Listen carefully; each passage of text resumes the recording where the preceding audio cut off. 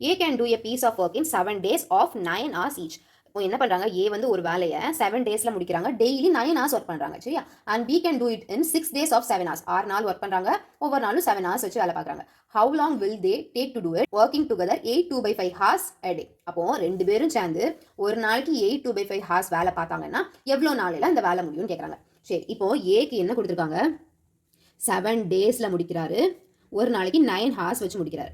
அப்போ இதை வந்து டோட்டலாக நம்ம ஹார்ஸ்ல கன்வெர்ட் பண்ணிடலாமா. அப்போ ஒரு நாளைக்கு 9 hours ஒர்க் பண்ணுறாருனா 7 டேஸ்க்கு எவ்வளோ ஹார்ஸ் ஒர்க் பண்ணியிருப்பாரு, 63 hours ஒர்க் பண்ணியிருப்பாரு. ஓகே, பிக்கு 6 days 7 hours.